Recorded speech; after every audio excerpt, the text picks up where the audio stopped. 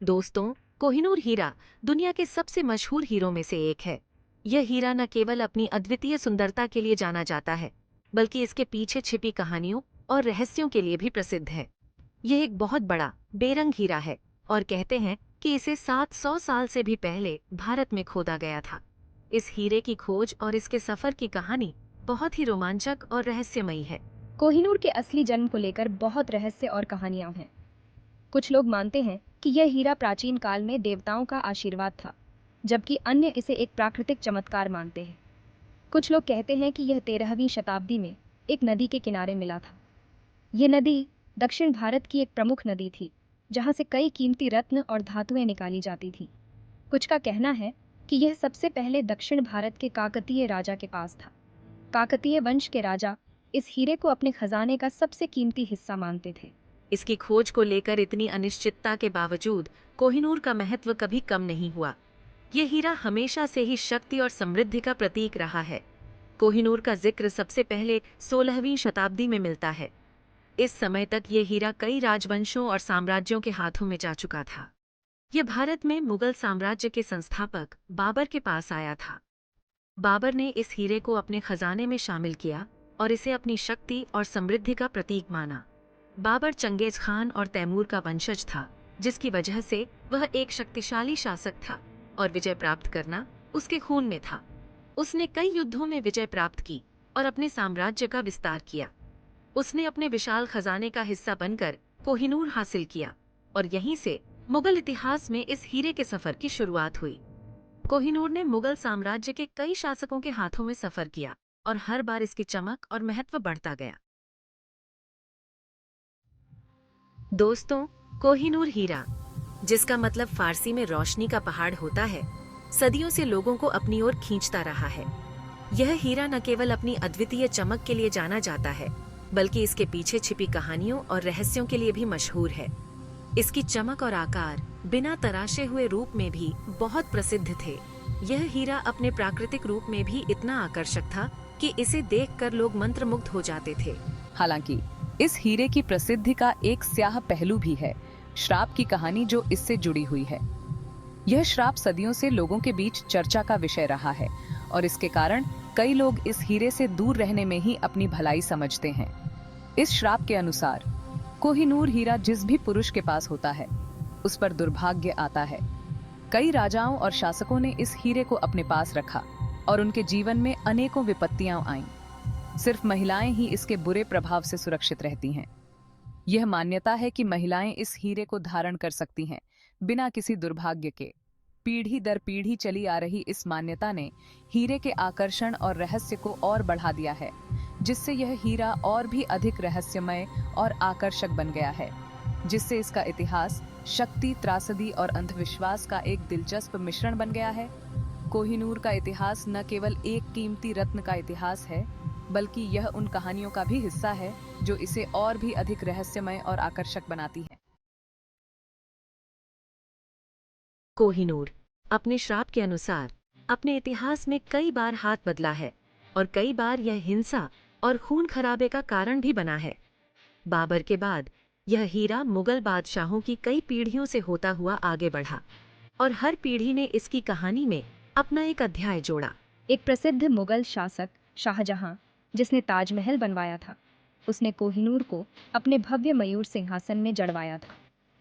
मुगल साम्राज्य की शक्ति के साथ साथ हीरे की प्रसिद्धि भी बढ़ती गई और इसने भारत के बाहर के महत्वाकांक्षी शासकों और आक्रमणकारियों का ध्यान आकर्षित किया।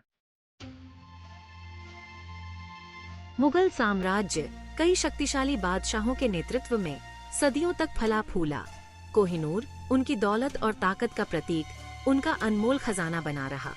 इसी दौरान हीरे को इसका प्रसिद्ध नाम कोहिनूर मिला। कहा जाता है कि शाहजहां हीरे की चमक देखकर मंत्रमुग्ध हो गया और उसने कहा, अगर कोई ताकतवर आदमी 4 पत्थर फेंके, एक उत्तर में, एक दक्षिण में, एक पूर्व में, एक पश्चिम में और 5वां पत्थर ऊपर की ओर, तो हर पत्थर 100 फरसांग उड़े। और अगर कोहिनूर को इन 5 पत्थरों से तौला जाए तो यह उन सबसे भारी होगा। शाहजहां द्वारा बनवाया गया मयूर सिंहासन मुगल वैभव का प्रतीक था। 7 साल में बनकर तैयार हुए इस सिंहासन को अनगिनत कीमती पत्थरों से सजाया गया था, जिनमें हीरे, माणिक, पन्ना और मोती शामिल थे। भव्य कोहिनूर को सिंहासन के ऊपर मोर की आंख की जगह पर रखा गया था। हालांकि सिंहासन की चमक ज्यादा दिन नहीं टिक सकी। सन 1739 में फारस के विजेता नादिर शाह ने भारत पर आक्रमण किया और मुगल राजधानी दिल्ली को लूट लिया। कोहिनूर सहित मयूर सिंहासन भी उसके द्वारा लूटे गए खजानों में शामिल था। नादिर शाह द्वारा दिल्ली पर विजय प्राप्त करना कोहिनूर के इतिहास में एक महत्वपूर्ण मोड़ था। वह इस हीरे को अपने साथ फारस ले गया और अपने विशाल खजाने में शामिल कर लिया। हालांकि नादिर शाह का शासन क्रूर और अल्पकालिक था। 1747 में उसकी हत्या के बाद कोहिनूर गायब हो गया और लगभग 3 दशकों तक इतिहास के पन्नों से ओझल रहा। यह हीरा फिर से नादिर शाह के सेनापतियों में से एक अहमद शाह दुर्रानी के हाथों में दिखाई दिया, जिसने अफगानिस्तान में दुर्रानी साम्राज्य की स्थापना की थी। कोहिनूर एक बार फिर एक नए देश में शक्ति और विजय का प्रतीक बन गया। 19वीं शताब्दी में कोहिनूर के सफर ने एक और महत्वपूर्ण मोड़ लिया। ब्रिटिश ईस्ट इंडिया कंपनी, जो भारत में तेजी से अपना प्रभाव बढ़ा रही थी, ने व्यापार और राजनीतिक शक्ति के माध्यम से अपनी पकड़ मजबूत कर ली थी। का सिख साम्राज्य से टकराव हुआ, जो उस समय एक शक्तिशाली राज्य था और कोहिनूर हीरे का मालिक था। सिख साम्राज्य के पास उस समय हीरा था, जो उनकी समृद्धि और शक्ति का प्रतीक था। 1849 में दूसरे एंग्लो सिख युद्ध के बाद, जिसमें ब्रिटिश सेना ने सिखों को पराजित किया, अंग्रेजों ने सिखों के राज्य पंजाब पर कब्जा कर लिया। इस विजय ने ब्रिटिश साम्राज्य को और भी मजबूत बना दिया। लाहौर की संधि के तहत 10 वर्षीय सिख महाराजा दलीप सिंह को रानी विक्टोरिया को कोहिनूर सौंपने के लिए मजबूर होना पड़ा। ये संधि सिख साम्राज्य के पतन का प्रतीक थी। दलीप सिंह को रानी विक्टोरिया को कोहिनूर सौंपने के लिए मजबूर होना पड़ा। ये घटना ब्रिटिश साम्राज्य के लिए एक महत्वपूर्ण विजय थी। हीरा, जिसे जीत और साम्राज्यवादी प्रभुत्व के प्रतीक के रूप में देखा जाता था, अब ब्रिटिश ताज का हिस्सा बन गया। को ब्रिटेन भेज दिया गया, जहां इसे विशेष सुरक्षा के साथ ले जाया गया, जहां इसे 1851 में लंदन में ग्रेट प्रदर्शनी में प्रदर्शित किया गया था। इस प्रदर्शनी में कोहिनूर ने सभी का ध्यान आकर्षित किया और ब्रिटिश साम्राज्य की शक्ति और वैभव का प्रतीक बन गया। भाग 8। महारानी विक्टोरिया का शासनकाल। महारानी विक्टोरिया द्वारा कोहिनूर हासिल किए जाने से विवाद खड़ा हो गया और उपनिवेशवाद और विजय की नैतिकता पर बहस छिड़ गई। हालांकि ब्रिटेन में हीरे की मौजूदगी ने एक वैश्विक शक्ति और धन के केंद्र के रूप में अपनी स्थिति मजबूत की। हीरे के इतिहास से प्रभावित होकर महारानी विक्टोरिया ने इसकी चमक बढ़ाने के लिए 1852 में इसे दोबारा कटवाया था। दोबारा कटाई से हीरा और भी चमकदार तो हो गया, लेकिन उसका आकार भी छोटा हो गया। विवादों के बावजूद कोहिनूर ब्रिटिश क्राउन ज्वेल्स का एक अभिन्न अंग बन गया, जो साम्राज्य की विशाल पहुंच और शक्ति का प्रतीक था। भाग 9। आधुनिक विवाद और वापसी की मांग।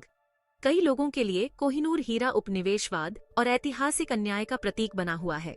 भारत, पाकिस्तान, ईरान और अफगानिस्तान सभी ने हीरे पर अपना दावा जताया है और ब्रिटेन से इसे वापस करने की मांग की है। इन देशों का तर्क है कि कोहिनूर को दबाव में लिया गया था और ये उनके इतिहास के एक दर्दनाक अध्याय का प्रतिनिधित्व करता है। हालांकि ब्रिटिश सरकार का कहना है कि हीरा कानूनी तौर पर हासिल किया गया था और ये क्राउन ज्वेल्स का हिस्सा बना रहेगा। भाग 10। कोहिनूर आज। आज कोहिनूर हीरा लंदन टावर में प्रदर्शित है, जो क्वीन मदर के ताज में जड़ा हुआ है।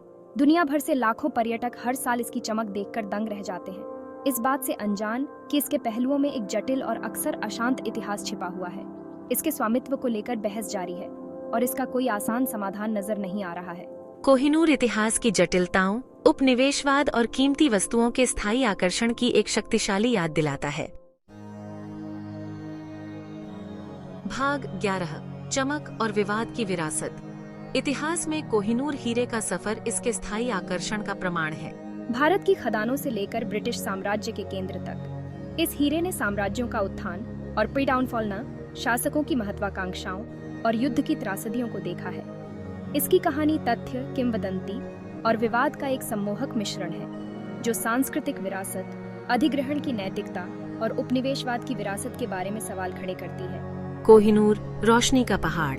आज भी चमकता है, लेकिन इसका भविष्य का स्वामित्व अनिश्चित बना हुआ है, जो एक ऐसे अतीत का प्रतिबिंब है जो आज भी गूंजता है।